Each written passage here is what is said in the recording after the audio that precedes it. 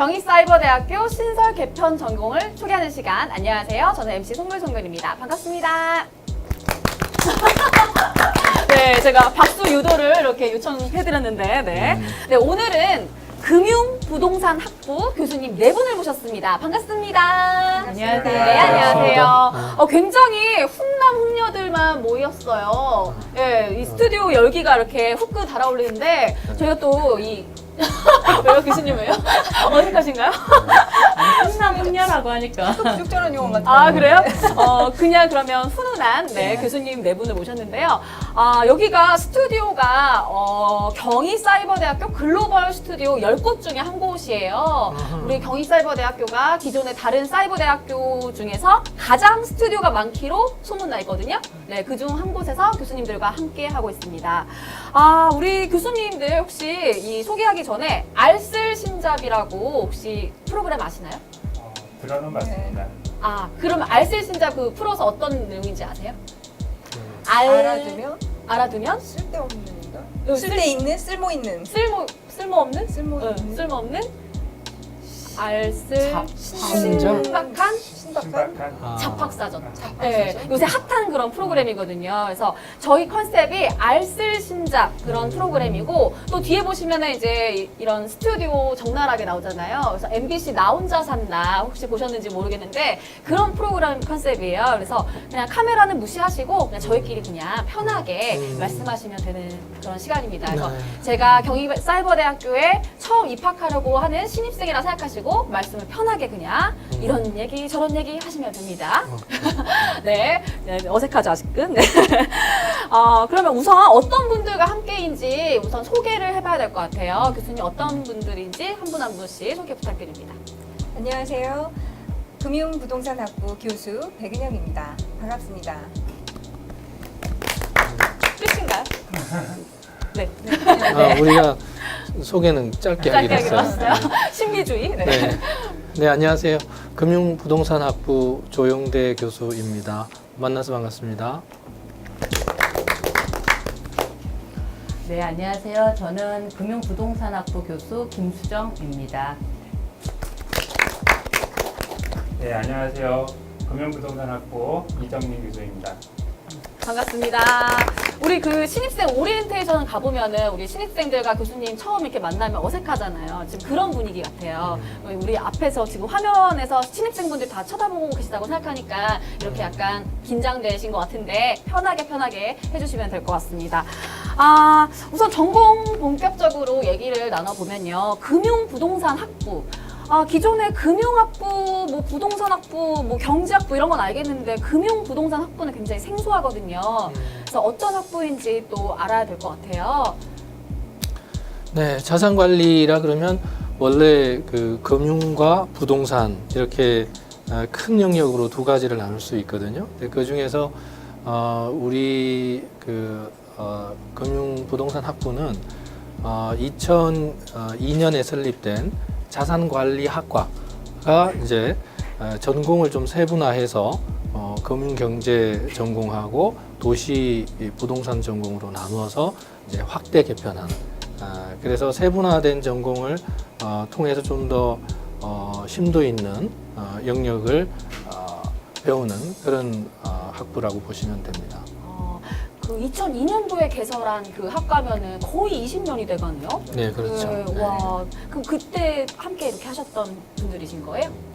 네, 제가 2001년에 학원장님 면접 보고 이제 2002년에 3월 1일부로 이제 발령을 받았는데 이제 그 당시에 국내외를 통틀어서 금융과 부동산을 아우르는 전체 영역의 자산관리 학과는 처음이었고 그리고 이제 실제 이 실무에서 금융 분야나 부동산 분야에서 이렇게 자산관리라는 용어를 학계에서 우리가 최초로 사용을 하면서 이제 학과가 만들어졌습니다.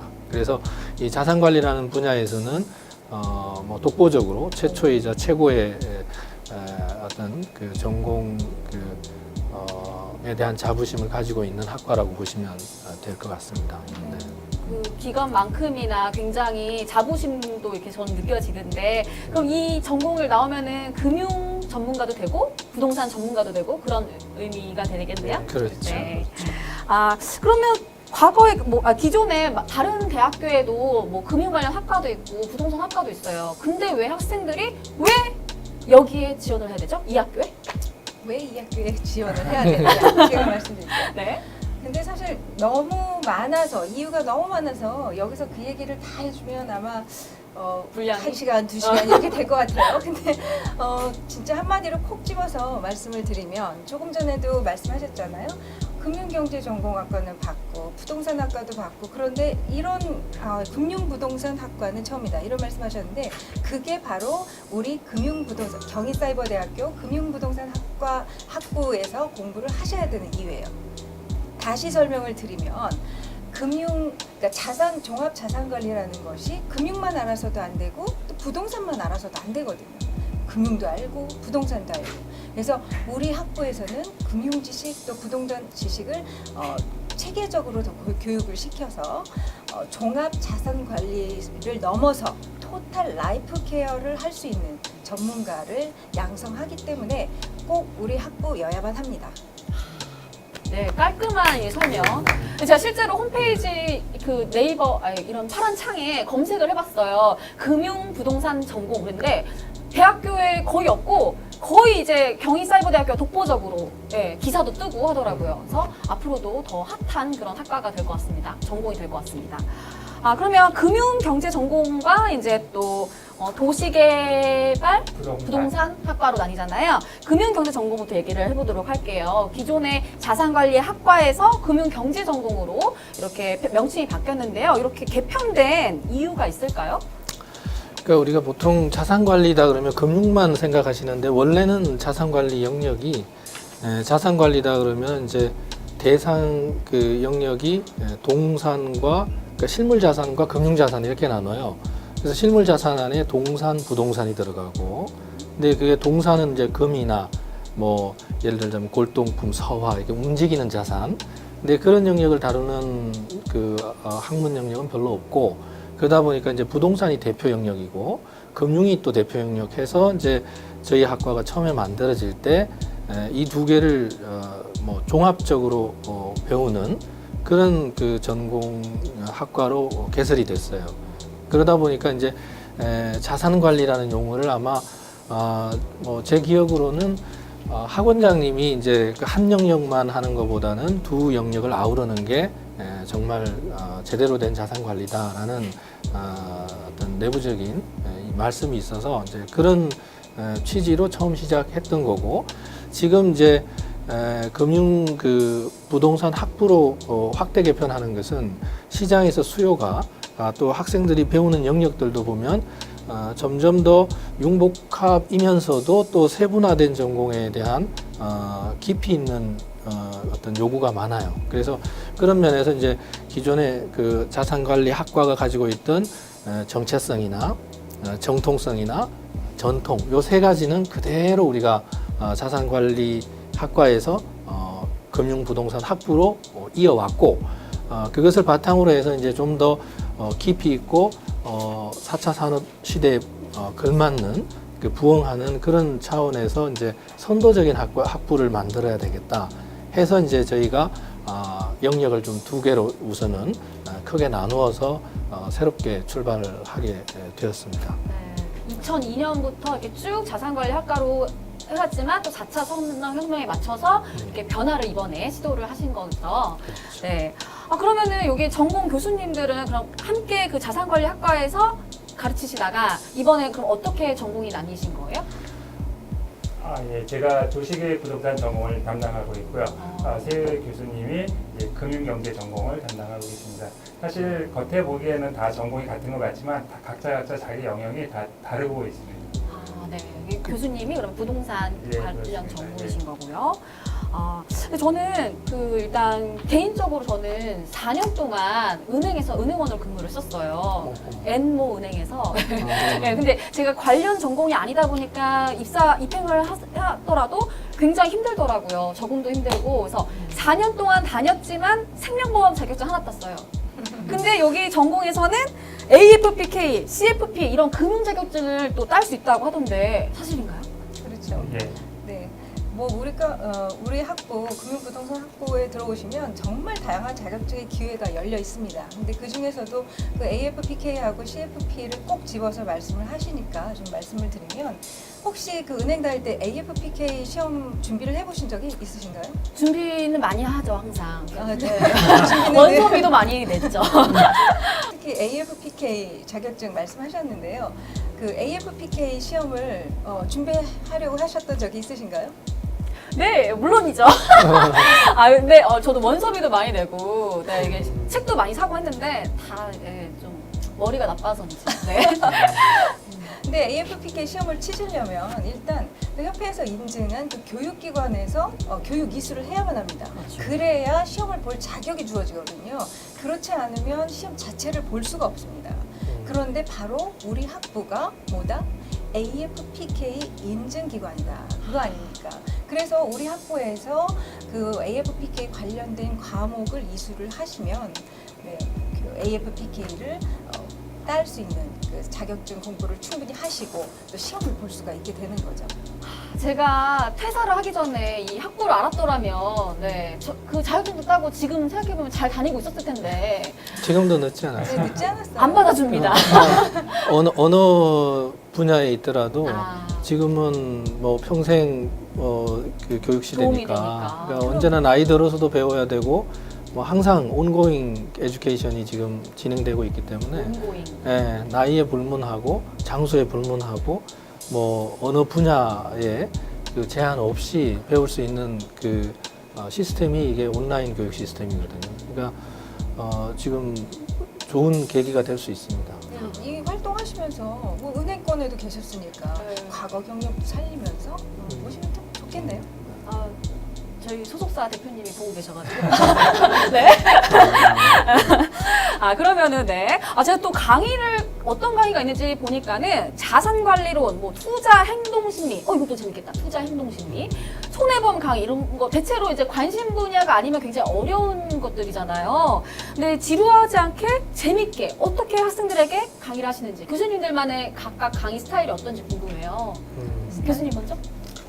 저는 이제 부동산 전공이기 때문에 저는 부동산 투자론을 강의하고 있습니다. 그러니까 요즘 이제 핫한 것이 아파트 가격이 올라가면 이게 올라갈 건 내려갈까 뭐 여기에 관심이 많지 않습니까? 그래서 항상 학생들에게 호기심 있는 그런 주제를 갖고 빅데이터 분석을 해서 이 지역은 주택보급률이 100%인데 올라갈 것이냐 떨어질 것이냐 질문을 합니다. 앞으로 향후 어떤 생각을 하세요? 주택보급률 100%시되면 어떤 일이 벌어질까요? 계속 떨어질 것 같아요. 네, 이게 문제입니다. 은행에서 근무를 해줬는데 이 모르죠. 정도의 다른 사람들은 어떻게 써요? 주택보급률 100%라고 하는 것은 움직일 수 없는 상태입니다. 100명이 집을 하나씩 갖고 있으니까 이제 더 이상 움직이지 못하는 이런 시대이기 때문에 이제는 좀 더 여유가 있어야 돼요. 한 5%에서 10% 정도 여유를 가지려면 우리가 앞으로 기존하고 같은 방법으로 공급하는 게 아니라 좀 더 다른 방법에서 이걸 찾아야 됩니다. 그래서 향후에 이제 여러분들이 주택보급률 100%가 집값이 떨어지는 게 아니라 새로 유도 주거 기준이라는 거, 주거 복지라는 것이 필요한 이런 시대가 됐다는 걸 감지하시고 금융부동산 학부에 오시면 훨씬 재밌는 과목을 들을 수 있습니다.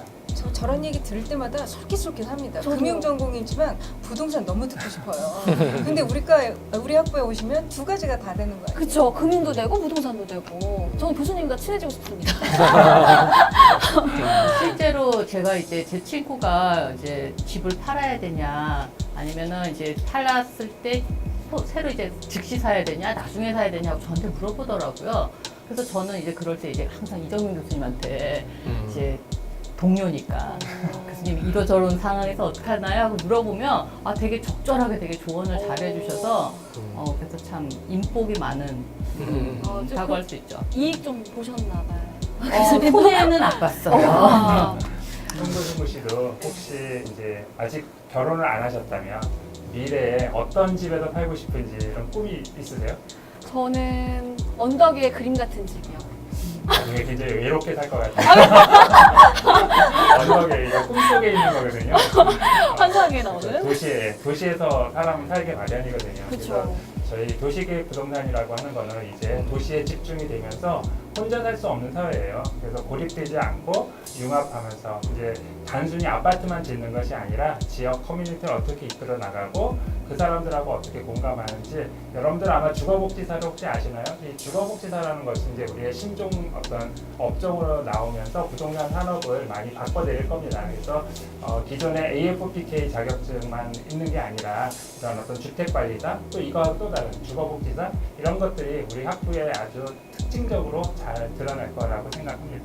우리 또 교수님이 또 신설 전공이다 보니까 적극적으로 또 어필을 하고 계신데, 요새 또 진짜 말씀대로 1인 가구도 많다 보니까는 정말 중요한 부분이 또 부동산 이쪽 분야인 것 같아요. 교수님은 스타일이 어떠세요? 강의 스타일이? 저는 이제 전공이 국제 재무거든요. 예, 그래서 이제 글로벌이라는 그 시대에 맞게 이제 과목들을 개설하고 있는데 1학년, 2학년 사실 제 과목들은 2학년이 가장 저학년 과목인 것 같아요. 근데 2학년 과목들로 이제 제공되는 과목들 같은 경우에는 이제 글로벌 마인드를 좀 갖출 수 있도록 좀 이제 비교적 좀 쉽게 예도 좀 많이 들어서 사례도 좀 많이 들고 하려고 이제 노력을 하는 스타일이고요. 그다음에 이제 3, 4학년 과목들은 아무래도 이제 심화 과목, 응용 과목이니까 좀 가급적 실무에 좀 도움이 되는 글로벌 투자, 그다음에 글로벌 금융시장 뭐 이런 쪽으로 가르쳐 주려고. 그래서 사실 3학년 과목이든 4학년 과목이든 2학년 과목이든 쉽게 가르쳐 주고 싶어 해요. 모든 교수님들이 다 그런 고민을 하고 있을 텐데, 근데 이제 좀 전공 과목은 아무리 쉽게 가르쳐도 깊이가 좀 있잖아요. 그럴 때 이제 사이버 수업이 좋은 점이 이제 이해가 안 되면 다시 한번 또 들을 수 있다는 거죠. 예. 그래서 그런 쪽으로 이제 도움을 많이 받았다 하는 학생들 만나면 되게 기쁘더라고요. 그러게. 교수님들은 스타일이 어떠세요? 스타일을 물어보니까 우리가 우리 스타일을 잘 모르고 사실은 뭔가 유머러스하실 것 같아요. 학생들이 들을 때 어떻게 느끼느냐가 더 중요한데 사실 방금 말씀하신 것처럼 학생들이 같은 내용을 반복해서 들을 수 있다는 그 장점을 일례로 2004년, 5년에 졸업한 학생들 중에는 저 같은 경우는 이제 전공이 이런 재무관리, 선물 옵션, 주식 투자 뭐 이런 거예요. 그러니까 선물을 받고 싶으면 저한테 오세요. 그러니까 선물 옵션이 쉽지 않은 과목이거든요. 4학년 과목인데 그 한 과목을 한 학기에 물론 이제 쉬운 부분 빼고 얘기하는 거겠죠. 10번을 들었다는 학생이 있었어요. 근데 그 학생은 들어올 때는 부동산 쪽에 종사를 했었는데 졸업할 때는 금융 쪽에 부티크를 하나 만들어서 직원을 채용해서 실제로 전업을 한. 근데 이제 그게 실제로 여러분 많이 들어보셨겠지만 선물 옵션은 뭐 상당히 그 리스크가 크거든요. 그래서 일반인들이 또는 전문가도 하다가 낭패 보는 경우가 많아서 부담이 되는 건데, 근데 일반적으로 이론을 잘 모르고 하는 분들이 많아요. 그래서 그 이론을 10번 정도 들었다는 것은 굉장히 많이 노력하고 공부를 했다는 얘기거든요. 우리가 실제로 방금 부동산과 금융 쪽 말씀들 하셨는데 우리 현실이 다 금융과 부동산이 아주 밀접해져 있어요. 예를 들어서 집을 살려면 뭐 대출, 뭐 담보 끼고 뭐 이렇게 하잖아요. 그럴 때 금융기관하고 연결이 되니까 부동산과 금융이 뗄래야 뗄 수가 없고, 그리고 실제로 우리가 많이 얘기하는 그 프로젝트 파이낸싱 같은 거, 예를 들어서 뭐 외곽 순환도로를 만든다, 뭐 인천공항 가는데 고속도로를 만든다 할 때 건설회사가 금융하고 끼어서 투자를 하게 돼 있어요. 건설회사 자체가 자금이 있는 게 아니기 때문에. 그래서 그걸 우리가 프로젝트 파이낸싱이라고 하고, 그게 금융과 부동산이 아주 밀접하게 되어 있는 거고, 또 펀드 중에도 리츠라는 게 부동산 관련되는 펀드거든요. 그리고 대표적으로 2008년에 9월 15일 날 그 리먼 브라더스 사태, 글로벌 외환 위기 때, 금융 위기 때 있었던 그 일례가 미국의 부동산을 담보로 해서 대출 받았던 사람들이 부동산 가격이 떨어지니까 이거를 이제 대출을 상환을 못 하면서 그 부동산을 끼고 파생 상품이라고 하는 선물 옵션을 거래했던 금융기관들이 도산하는.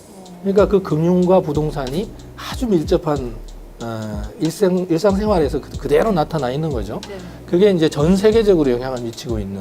근데 실질적으로 금융과 부동산은 이제는 이렇게 우리 학부처럼 밀접하게 배우지 않으면 반쪽짜리 전문가가 될 수밖에 없어요. 네. 그래서 굉장히 중요한 전공 영역을 우리 학부에 오시면 체계적이고 그리고 아주 친절하게 가르치시는 교수님들이 있기 때문에 언제든지 여러분들을 환영합니다.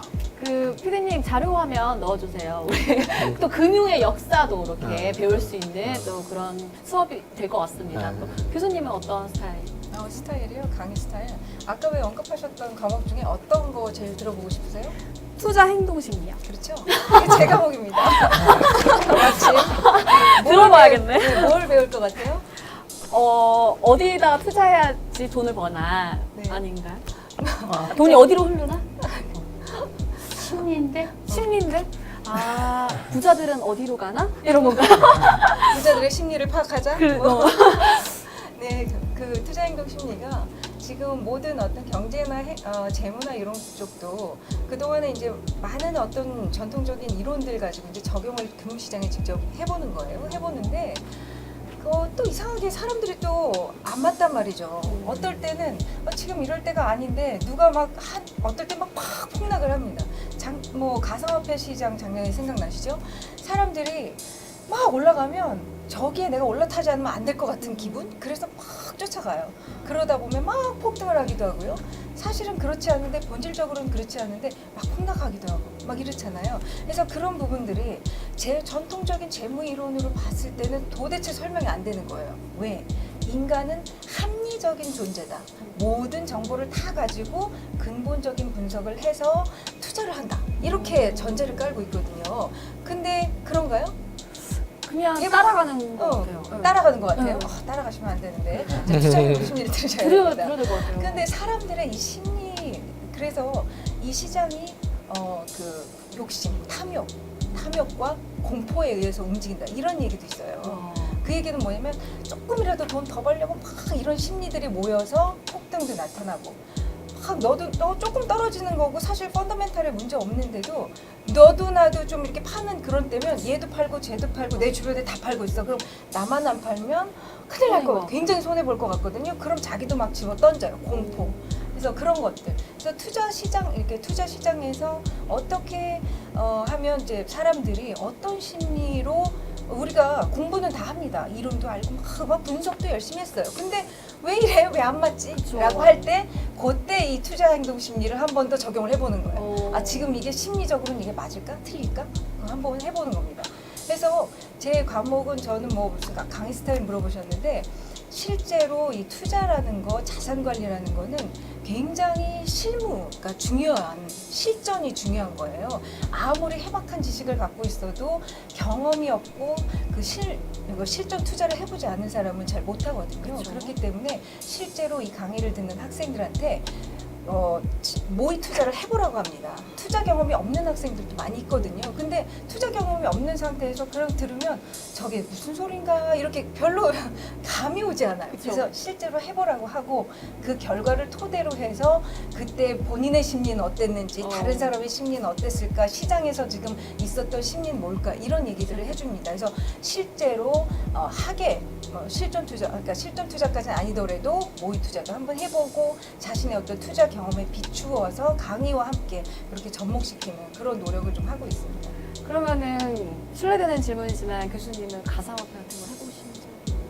저는 가상화폐는 하지 않습니다. 그러니까 제가 작년 같은 경우는 그 가상화폐 한 여름 정도에 조금 관심을 갖기 시작했어요. 그런데 그 관심을 가진 이후에 바로 그 투자행동심리에서 하는 말이 언론에서 얘기를 하면 그땐 이미 팔아야 될 망했죠. 시간이에요. 언론에서 알고 모든 사람한테 정보가 퍼질 때는 가장 늦은 시기예요. 근데 그걸 듣고 사람들이 그때 막 뛰어듭니다. 그렇기 때문에 저도 알고 있었고 지금은 너무 늦었다. 알고 있었고 투자행동 심리 들은 학생도 다 알고 있었습니다. 손해본 사람은 없고요. 없습니다. 여러분 잘 들으셨죠? 네, 굉장히 스타일이 다 다르시기 때문에 굉장히 뭐 특별히 인기 있는 분은 여기 네 분 중에 그러면 교수님 강좌 제일 인기 있다. 확실한 건 전 아니고 왜요? 그냥 오늘 이렇게 캐주얼하게 운동화 이렇게 편하게 오시고 우리 교수님 되게 자유로운 털털하실 것 영혼. 같은데. 아, 네, 알겠습니다. 실제로는 인기가 제일 많으십니다. 아, 교수님이요? 네. 그러실 것 같아요. 아니고 백은영 교수님이 아무래도 목소리가 진짜 좋으시잖아요.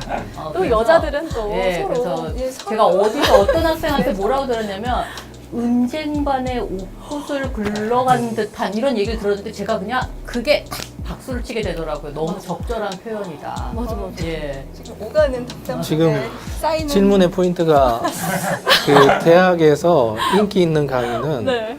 학점이 잘 나오는 강의가 인기 있는 강의예요. 아, 그러니까, 학점이 잘 나오는 강의. 예, 그래서 우리가 가르치는 입장에서 보는 것과 그렇죠. 학생들 입장에서 아무리 잘 배웠더라도 맞아. 자기가 생각한 기대치보다 맞아, 학점이 덜 나왔다. 굉장히 공감하고 그러면 그게 나중에 오래 가는 거는 네. 내가 잘 받았던 결과에 대해서 그게 사람이 이중적이거든요. 그러니까요. 그러니까 우리 오프라인 수업할 때 보면 평소에 휴강해 주세요. 그래서 휴강해주면 그때는 교수님 감사해요 이런 느낌이 있다가 네. 나중에 끝날 때쯤 평가하라 그러면 강의 휴강도 휴강도 자주 하고 잘하시고. 수업 잘 빼먹고 이렇게 그 이중적으로 평가를 해요. 그래서 우리는 모르겠어요. 우리가 오프라인 그 교수님들마다 이 중간 기말 시험 때 그 전에 가능하면 이제 면대면으로 만나서 해보려고 하는데 그 이유가 이제 온라인으로 했을 때 하고 또 이렇게 실제로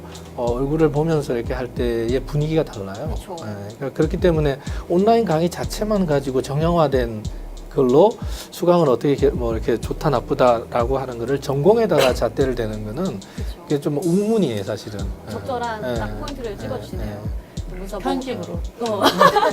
그래서 이제 뭐 나이를 마이너스 줄 것 같은 학생은 따로 불러서 또 면담도 하고 이렇게 하시는. 네. 그러니까 교양이 아닌 이상 그쵸. 전공을 편하게. 학점이 과목이 인기 있다 없다 이거는 왜냐면 그 과목 자체의 성격이 어려운 과목은 일단 인기가 있을 수 있기가 힘들죠. 그렇죠. 네. 네. 다음 질문 드려볼게요. 모의 증권 투자 대회 그리고 한국은행 견학 이런 것들 그러니까 매년 학과 특성화 사업을 하시잖아요. 사업 소개 설명 좀 부탁드려요. 뭐 학과 특성화 이제 학부 특성화가 되겠죠. 그러니까 학부 특성화인데 이제 금융과 부동산의 양쪽의 특성화를 이제 저희가 꾸준히 20년 이상 쭉 이렇게 해오고 있는데 그 뭐 금융 쪽은 아무래도 금융의 꽃이라고 하면 증권 거래소고 그러니까 우리가 뭐 지금은 거래소 그냥 한국 거래소라고 하죠. 증권이란 말이 빠졌어요. 거기에서 돼지고기도 팔고 금도 팔고 사실 증권만 거래하는 게 이제 아니니까 그래서 이제 거래소를 한번 가봐야 되고 또 하나는 이제 그 시장이라고 하면 그 시장에서 가장 그 중요시 되는 게 돈이잖아요. 네. 그 돈을 만드는 또는 발행하는 곳이 한국은행이니까 뭐 거래소하고 한국은행은 우리가 기본적으로 그 학생들이 좀 알아야 되겠다. 그래서 직접 탐방도 하고 가서 교육도 좀 받고 소개도 직접 그 당사 거기에 담당자를 통해서 안내도 받고 질문도 하고 세미나 같은 것도 같이 하고. 근데 이런 과정이 굉장히 들어가기 힘든 곳일 텐데 견학이 어떤 그럼요. 또다또 인맥이 또 우리 교수님들 그럼요. 그러니까 다 교수님들마다 그 실무하고 이론과 이렇게 연계가 잘 돼 있어서 그런 활용이 잘 되고 있는 학부라고 보시면 되고 그리고 이제 부동산도 마찬가지로 현장 답사 같은 거를 우리나라 국내만 하는 게 아니라 대만도 가고 뭐 일본도 개발하는 현장들 가서 직접 보고 오고 그렇게 또 국내도 뭐 또 중요한 우리 학과 학부에 강의를 나오시는 분 중에는 이제 LH공사나 이런 부동산과 관련되는 중요 기관의 임원도 있고 또 위원도 있고 그러시니까 그분들이 통해서 이제 우리 학생들이 뭐 영종도 같은 개발하는 곳, 청라지구나 이런 데도 청라사람. 그러니까 거기도 우리 지난 여름에 갔다 왔어요. 저 단체로 우리 학생들 시간 되는 학생들을 통해서 갔다 오고 해서 또 이 교수님이 그런 분야 실무진하고도 잘 또 알고 있고. 참고로 부동산 견학이라고 하면 뭐 아파트만 있는 게 아니니까 도시 계획은 어떻게 하는지 그리고 청라나 송도 같은 경우에는 왜 그게 계획이 됐는지 이런 걸 현장에 가서 지금 개발이 지금 되어지고 있는 그런 부분을 살펴보고요. 재미있는 거는 이제 그 수질에 따라서 맥주 공장이 어디에 위치하느냐. 그래서 이제 맥주 공장 견학을 가서 학생들이 나오질 않습니다. 왜 안 나올까요? 시음을 예, 해야겠죠. 시험을 무한대를 줍니다. 그래서 학생들하고 견학을 가서 이제 그 다음 후속이 좀 늦어지는 이런 사례도 있고요. 일본 같은 데는 가면 딱 한 잔밖에 안 주는데 한국은 무한대를 주기 때문에 그런 차이점이 있습니다. 나중에 한번 그 공장 견학을 한번 가보시면 좋을 것 같습니다. 너무 바람직한 견학 아니에요? 음주와 함께하는 그런 견학. 그렇죠, 그렇죠. 그 모의중권 투자 대회는 실례지만 1등은 얼마 주나요? 좀 셀 것 같아요. 거의 문화상품권으로 나갑니다. 아, 또 건전하게. 네, 그러니까 그런 이제 걸로. 우리가 그게 중요한 게 네.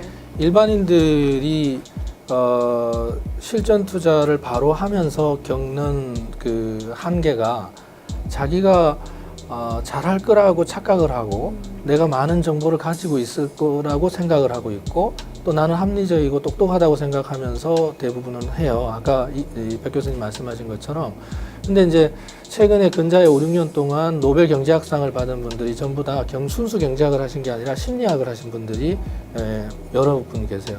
뭐 데이비드 카너만, 데니얼 카너만 이런 사람들처럼, 그러니까 생각에 관한 생각 이런 책을 쓴 사람들처럼, 그러니까 이 심리학의 어떤 그 분석을 해보니까 아까 투자 행태 분석과 같이 사람들이 합리적이고 또 이렇게 그 바람직한 형태, 일반적으로 얘기하는 그런 투자를 하는 게 아니라, 예를 들자면 그 투자를 해보니까 주가가 두 종목을 투자를 했는데 하나는 오르고 하나는 떨어져요. 근데 사람들은 원래는 떨어지는 종목을 빨리 팔고 오르는 걸 더 사야 이게 더 많이 오르는데, 심리적으로는 대표적으로 실패한 사람들이 물타기 한다 그러면서 더 싸졌으니까 자꾸 더 산다 이렇게 한단 말이죠. 근데 그게 일례예요, 사실은. 그와 같이 일상생활에서 하는 그 투자들이 실제로 내 돈을 넣고 보면 이게 너무 쓰라리잖아요, 손해 봤을 때. 그래서 모의 투자도 해보고 간접적인 경험을 해봐서, 모의 투자도 한 증권사만 하는 게 아니라 뭐 대신증권 한다 그러면 뭐 다른 우리 투자도 하고 이렇게 몇 개를 해요. 그래서 여기서 사보고 팔아보고 경험을 쌓아서 내가 실제 계좌를 이 두 가지 경험을 통해서 이렇게 하면 되고 이렇게 하면 안 되는구나의 그 노하우를 스스로 쌓아가는 거죠. 그러니까 우리가 이 모의 투자를 매 학기 하고, 또 우리 학과에는 선배들이 성공한 투자자들이 많아요. 그래서 그 선배들이 학과에 이제 기부금도 내고, 그래서 그 기부금을 가지고 상도 주고, 상이라는 거는 사실은 이제 상징적인 거죠. 그 금액이 중요한 게 아니라 내가 경쟁을 해서 이런 경험을 쌓고 하는 게 첫 번째고, 잃든 또는 따든. 두 번째는 이제 거기서 두각을 나타내서 자신감을 가지게 되고, 그게 이제 실전 투자로 연결이 되면 안정적인 어떤 자산 관리 전문가로 가는 길을 들어서게 된다는 면에서는 굉장히 중요한 겁니다. 네. 너무 좋은 경험들인 것 같아요, 진짜. 이 사이버 대학교라는 그 이제 어떤 온라인 한계를 넘어서 굉장히 호응도도 굉장히 높을 것 같은데, 또 이 자산 관리 성공 콘서트는 또 어떤 분들이 특강을 와요? 거기 자산관리 상품 콘서트는 이제 외부에서 초빙 교수나 아니면 유명한 어떤 강사분들이 많이 오세요. 예를 들면 무슨 하나경제연구소에서 직접 실무한다든지, 아니면 그 앞전에 어느 회사에 뭐 이렇게 전무나 이사님으로 계신다든지, 무슨 에셋 뭐 이런 데 근무하시는 분들이 오셔서 올해 어떤 현상이 있었다, 그리고 올해는 뭐 어떤 게 좀 이슈가 돼 있었다, 이런 거에 대해서 그야말로 특강을 해드리는 겁니다. 내년도에 어떤 트렌드, 그다음에 금년도에는 뭐 이런 상황이 좀 변화가 있으니까, 뭐 예를 들면 미국의 뭐 트럼프 대통령이 어떤 이야기를 하면 이게 환율에 어떤 영향을 줄 것이며 내 자산에 어떤 영향을 주냐, 이런 거에 어떤 포커스를 맞춰서 외부 강사님들의 특강 시간입니다.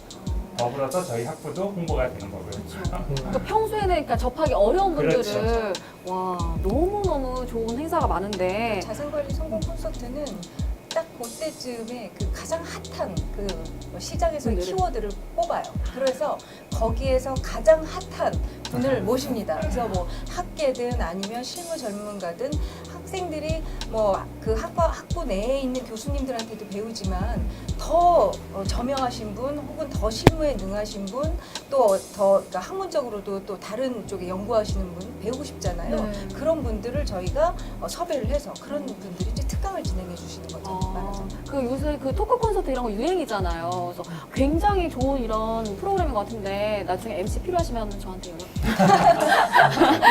그래서 중요한 건 이제 얼마나 알아야 되는데 열심히 이렇게 강의 들어서 배우고. 네.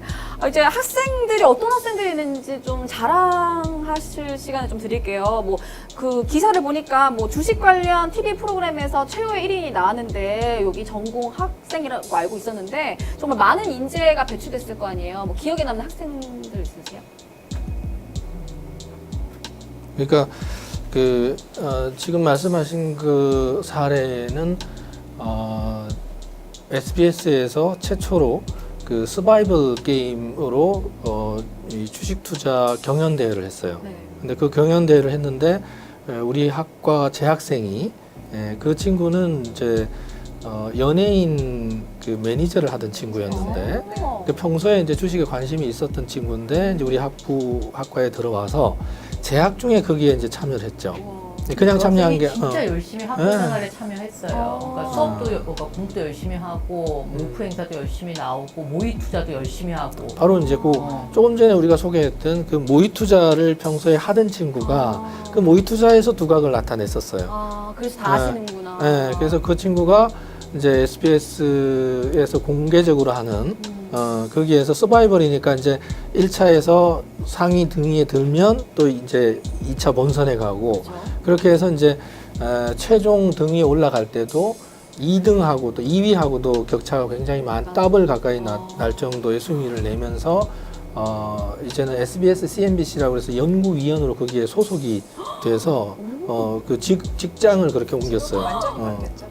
매니저에서. 연예인 네. 매니저에서 우와. 그래서 이제 그런 친구들뿐만 아니라 실제로 우리 학과 출신들이 이제 와우 TV나 이런 그 MBN이나 이런 경제 채널에서. 그 경제 채널에서 강연도 하던 친구들도 꽤 배출이 돼 있고 또 이제 그런 친구들이 이제 선배이니까 재학생과 졸업생이 이제 모여서 골드 크로스라 그래가지고 실제로 실전 투자하는 동아리가 있어요. 그래서 그 동아리에서 이제 실제 자기 돈을 일정 부분을 내고 그러니까 그게 뭐 금액이 많으면 부담되니까 몇십만 원 정도씩 내서 회원 등록을 하면 졸업해서도 꾸준히 거기에 참여해서 그러니까 매달 학교에 와서 강의실을 빌려서 자기네들끼리 서로 발표도 하고 또 실제 투자 성과 평가 분석도 하고 그렇게 하고 있습니다. 진짜 굉장히 이게 졸업을 하더라도 이제 네. 꾸준히 그런 스터디라든지 그런 걸 한다는 그런 거죠. 그렇죠. 와, 제가 대본을 괜히 드렸어요. 뒤에 질문까지 다 답변을 해주셨는데, 굉장히 특이한 사항이 여기 전공 자체적으로 MT, 졸업여행, 체육대회 이런 것들을 굉장히 많이 하는데 굳이 외국 가서 하세요. 네, 금융거래소 견학도 굳이 싱가포르로 가시고 아무래도 여기 전공이 다들 자산 이런 거를 많으신 분들이라 그런가 그래서 외국 해외로 가시는 이유가 있으세요? 이제 국제 전공이시니까. 교수님. 일단 학생들이 좋아하고요. 그쵸. 네, 학생들이 좋아하고 그리고 사실 글로벌 시대잖아요. 예, 그래서 국내도 가지만 그래도 외국에 있는 그런 거래소나 아니면은 이제 현장을 방문함으로써 실제 이제 학교에서 배웠던 것들을 다시 한번 되새기고 좀 뭔가 이렇게 좀 자극을 받는 그런 계기가 잘 되는 것 같더라고요. 그래서 시장에서. 예, 1년에 한 번 정도는 해외에 그런 탐방 같은 거를 가려고 학과에서도 좀 신경을 좀 쓰고 있습니다. 그럼 기존에 뭐 베트남, 뭐 일본, 중국 다 가셨던데 이제 올해 어디 가세요? 올해는 아직 못 정했는데 그게 좀 고민인 게 아무래도 저희 그러니까 이제 학부로 바뀌지만 앞으로도 그럴 것 같긴 한데요. 재학생들 보면은 거의 대부분이 이제 직장인들이 많이 있습니다.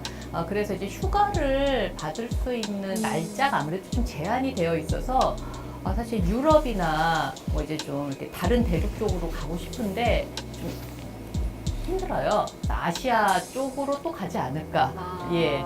그래도 학생들은 계속 바뀌니까요. 그렇죠, 그렇죠. 예. 여러분 들으셨죠? 아시아로, 네, 해외로 가는 이 글로벌한 전공입니다. 여러분 많이 지원해 주세요. 근데 저 프로그램이 상당히 좋은 게 또 뭐가 있냐면 되게 보면 여행들 가면 맛집들 많이 가시잖아요. 그런데 해외 증권 거래소를 가보겠다고 생각하는 사람 큰맘 먹지 않고는 안 가봅니다. 그렇죠, 누가 가요? 그리고 멋진 건물은 가보지만 개발 현장은 또 안 가보잖아요. 그렇죠. 네, 그런데 그런 거를 그러니까 그러니까 학부에서 다 잘 짜가지고 학생분들 데리고 뭐 개인적으로 신청해서 들어갈 수 있는 곳들도 아니에요. 그쵸. 그래서 그렇게 해서 학생들의 어떤 글로벌한 그 식견과 견문을 넓히기 위해서 네, 저런 활동들을 많이 하고 있습니다. 살면서 한두 번 갈까 말까 하는 곳들을 진짜 같이 신청해서 가는 거잖아요. 그동안 우리가 간 데가 홍콩, 상해, 그다음에 싱가포르, 증권거래소 다 대만도 가고 일본도 화폐 박물관도 가고 뭐 이렇게 정말 학생들이 방금 백 교수님 말씀하신 대로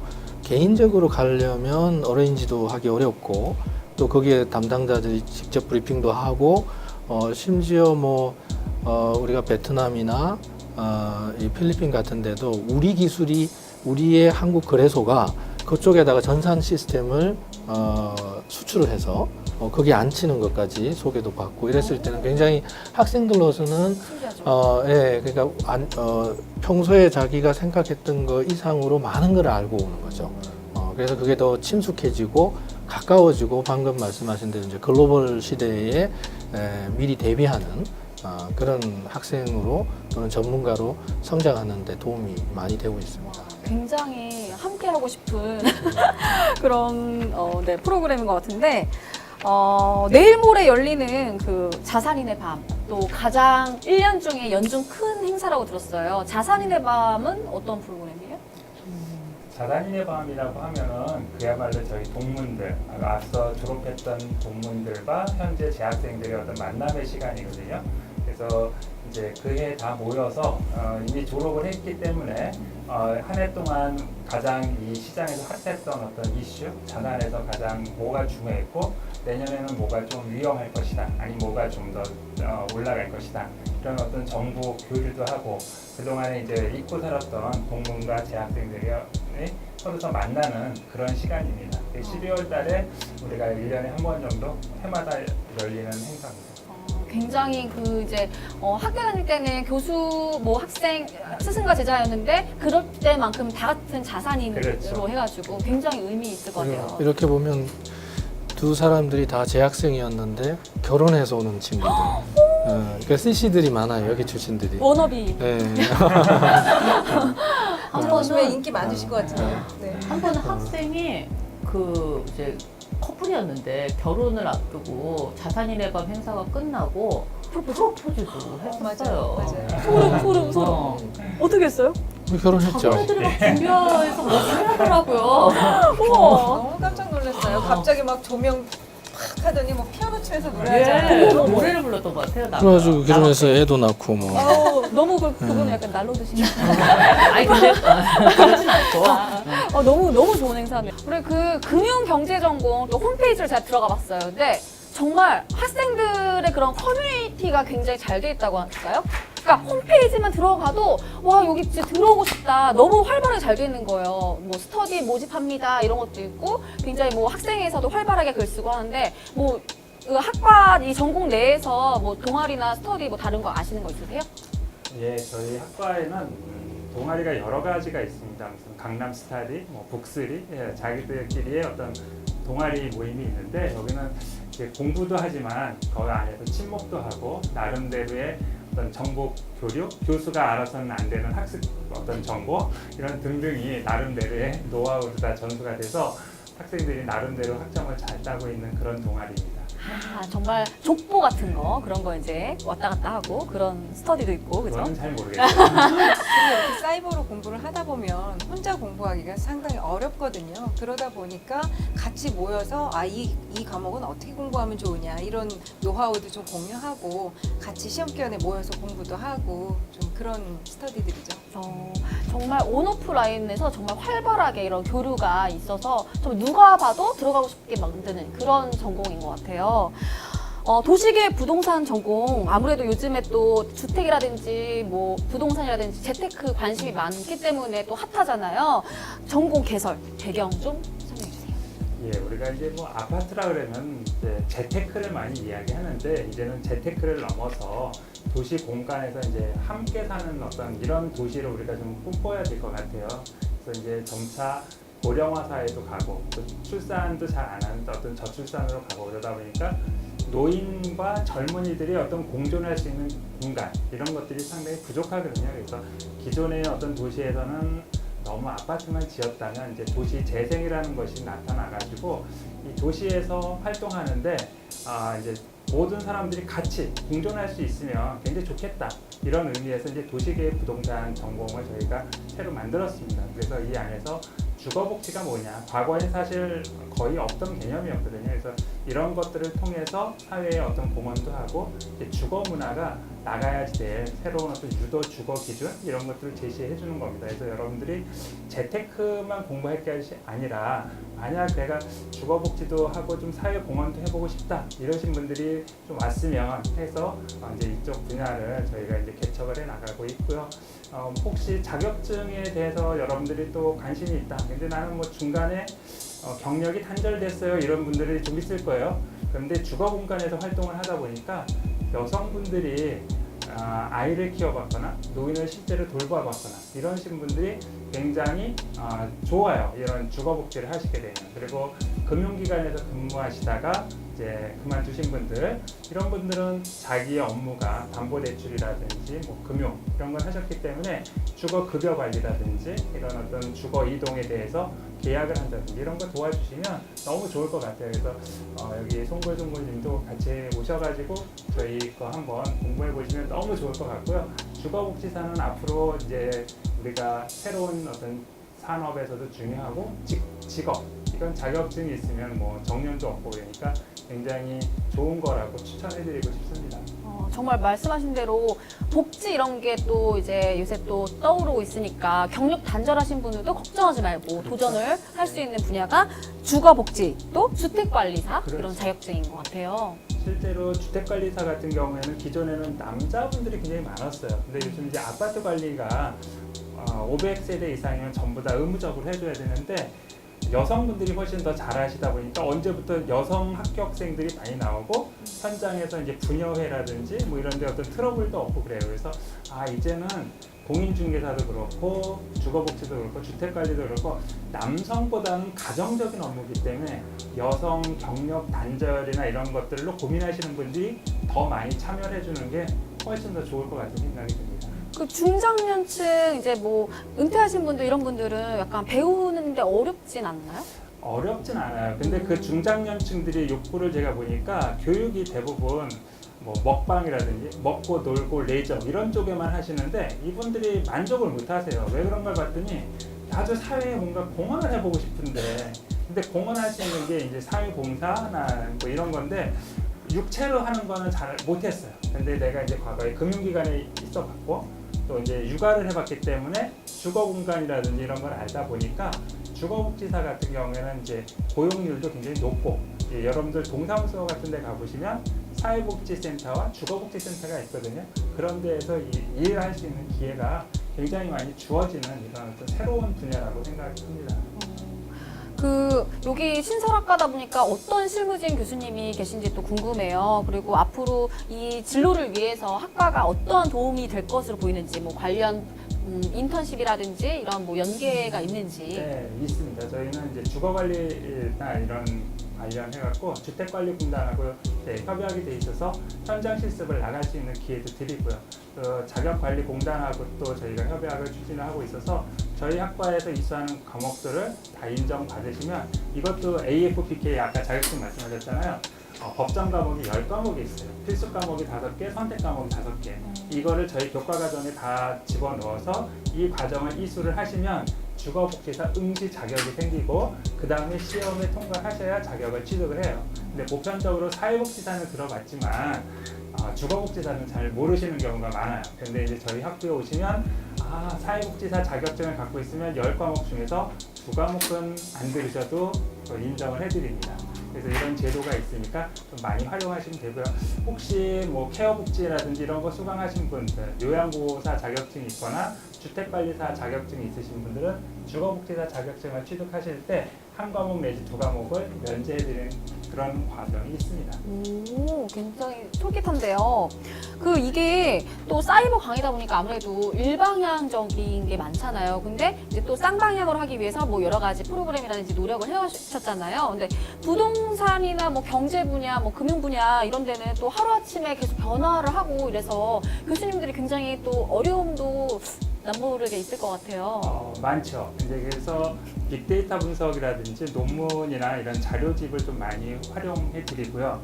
특히 저 같은 경우는 부동산 정책이 거의 1년에도 뭐 한 몇 번씩 나오니까 그런 거는 이제 법의 기준에 맞춰서 실무는 어떻게 해 나갈 건가 이런 거를 알려드리는 겁니다. 그러니까 헌법에는 분명히 거주 이전의 자유가 있어요. 주거권이라는 것도 있습니다. 그렇죠. 근데 현실적으로 움직이려면 잘 이사 가세요? 어렵죠. 어렵죠. 예, 그걸 어떻게 내가 이전을 할 것인가 이런 것들을 이제 안내해드리고 또 이제 학습을 통해서 나만 잘 사는 게 아니라 이제 주거 취약계층들도 이동을 시켜드리는 그런 어떤 기회를 부여해드리고 있습니다. 신설학과다 보니까 또 초반에 또 선배도 없고 그래서 많이 주저하시는 분들도 있을 것 같은데 학과 뭐 매력 어필 하신다면? 그 부분은 저 질문이 신설학과라고 말씀을 하셨는데 네. 어떻게 보면 저희가 같이. 아까 맨 처음에 얘기한 것처럼 자산관리학과가 확대 개편된 거예요. 그쵸, 그쵸. 그래서 선배가 없지 않습니다. 선배가 그동안 계속 있어 왔고요. 네, 그리고 특별히 부동산 쪽에서 뭐 매력 어필을 조금 더 하신다면 저희 쪽 같은 경우에는 이제 박사가 그러니까 배출이 됐어요. 그래서 저희 학과 졸업하시고 또 이제 경희대학교 연결해서 대학원도 졸업하시고 그래갖고 이제 외부에서 초빙을 할 때 저희 학과 출신 동문들이 와서 부동산 박사들이 강의도 해드리고 이런 프로그램이 있습니다. 그래서 여러분들도 좌절하지 마시고요. 그냥 편안하게 이런 데도 있네. 내가 이 나이에 뭐 공부를 해서 뭐해. 이게 아니라 지금부터 시작을 한다. 그러니까 지금이 가장 적기다라고 생각을 하시면 가장 좋을 것 같습니다. 동문이 굉장히 많습니다. 4차 산업혁명 시대에 필요한 금융 전문가 또 부동산 전문가는 어떤 인재일까요?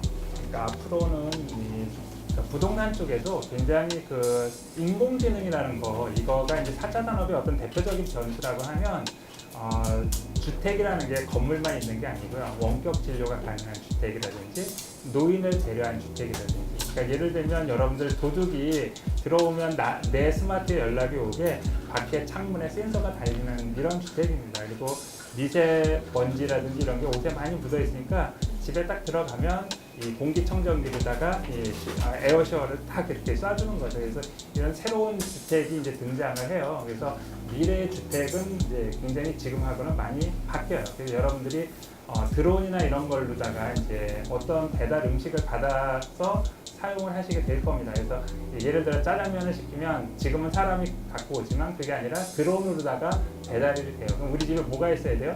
드론 정류장이 있어야 돼요. 그래서 너네 집에 드론 정류장 있어? 그러면 우리 집은 있어. 이렇게 이게 4차 산업 시대의 가장 큰 어떤 혁명입니다. 그래서 주택의 혁명을 이끄는 이런 방향에서 그 전환점 이런 거를 이제 여러분들하고 같이 공감을 해 나가는 게 가장 중요할 거라고 생각을 합니다. 드론 정찰할 수 있는 지금 있으세요? 정류장 정류장 이제 만들어봐야죠. 만들어야죠. 네. 예, 그런 상황입니다. 어려운 게 아니네요. 4차 산업혁명에 맞춰서. 그렇죠. 예. 실생활에 필요한 거를 만들어 나가는 거죠. 금융 전문가는 어떤 게 있을까요? 뭐 아무래도 뭐 빅데이터, 뭐 금융 관련된 빅데이터를 어떻게 다루고 처리하고 분석할지, 그걸 어떻게 활용을 할지에 대해서도 좀 지식을 좀 습득하면 좋을 것 같고요. 뭐 그리고 뭐 핀테크 관련된 그런 것도 좀 전문가가 좀 필요하다라고 이야기를 할 수가 있겠죠. 네, 맞습니다. 네, 지금 뭐 핀테크도 말씀하셨지만 그런 어떤 4차 산업혁명 시대의 그 기술의 발전과 더불어서 그 기술도 알아야 돼요. 그러니까 이게 우리 학부가 이제 금융하고 부동산만 융합한 것이 아니라 그런 뭐 핀테크와 관련된 강의도 있거든요.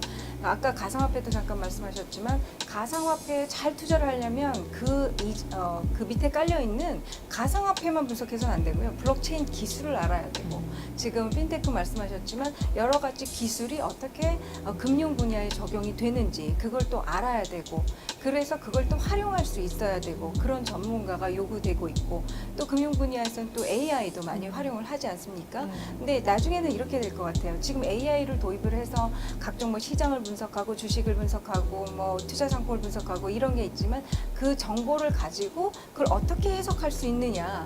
그리고 아까 말씀드린 것처럼 사실 AI는 감정과 심리가 없잖아요. 그래서 한국 시장만큼 재미난 시장이 없습니다. 이 시장을 잘 이해하면서 그 객관적인 보고서를 같이 이렇게 결합할 수 있는 능력, 그런 능력을 가진 금융 전문가 그런 게 요구되지 않을까 싶습니다. 그런 전문가들을 양성하는 곳. 그렇죠. 네. 아, 네. 오늘 진짜 함께 해봤는데요. 정말 들으면 들을수록 굉장히 뭐 어렵다거나 따분한 이런 학문이 아니고 굉장히 뭐 공부도 잘하고 놀기도 잘하고 굉장히 흥미로운 그런 학문을 가진 그런 전공 학부인 것 같습니다. 앞으로 교수님들의 계획이나 바람이 있다면요?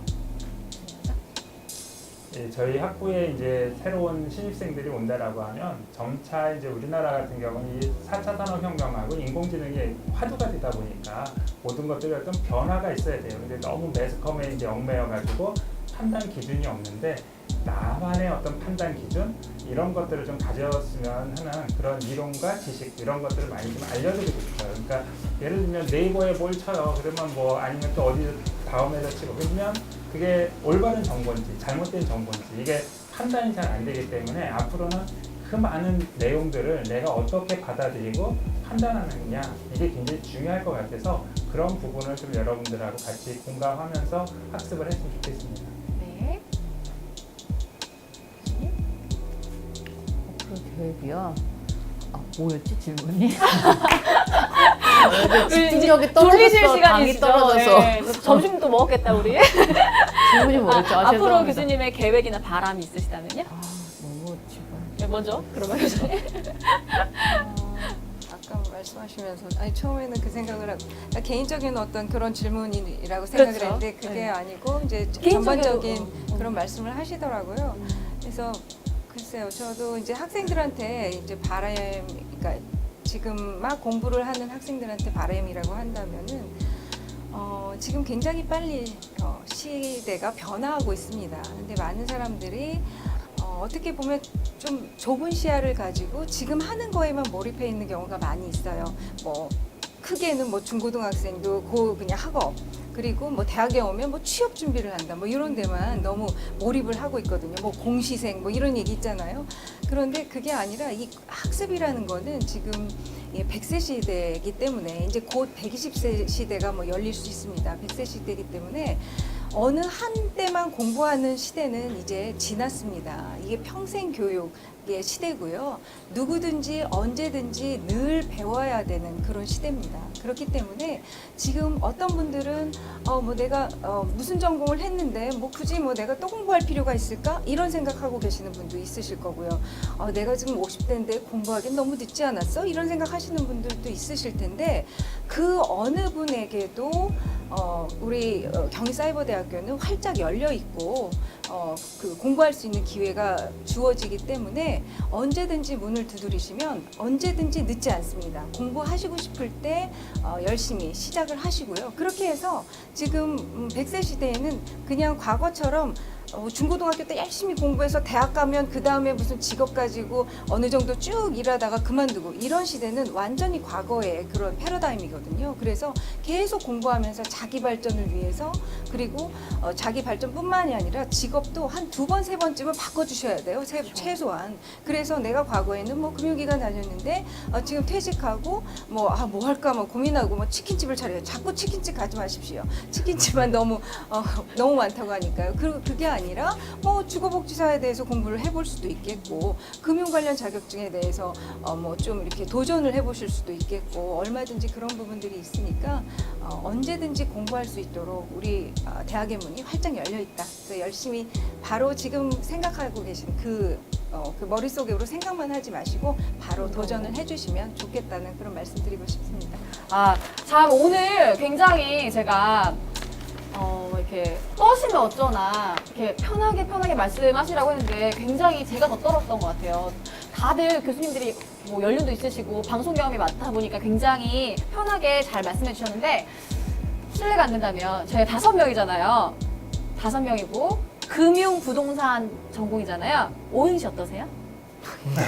굉장히 뭔가 말씀도 없으실 것 같고 약간 이렇게 갑자기 얘기하면 당황스럽긴 하지만 말씀도 없으실 것 같은데 굉장히 말씀도 잘하시고 센스가 넘치신 것 같아서 우리 학생들을 가르치시는 또 교수님들이 얼마나 뭐 재치 있으시고 재밌으신지 금융부동산 전공, 금융부동산 할까요? 금융 부동산 어때요? 어때요? 왜 이렇게 고민하시죠? 우리가 이제 먼저 하고 그러니까- 준비할 시간을 나머지- 드려야지 우리가 예의가 시간으로. 있어야지 될 것 네. 같아서 자, 그럼 제가 운을 한번 띄워보도록 하겠습니다. 금융부동산에 대해서 알고 싶으세요? 융복합 시대에 걸맞게 부자들과 끝이에요? 네. 부자들과? 그러면 동문이 되어보세요. 산. 산더미처럼 재산을 모으는 지름길. 금융부동산 앞으로 오세요. 오세요.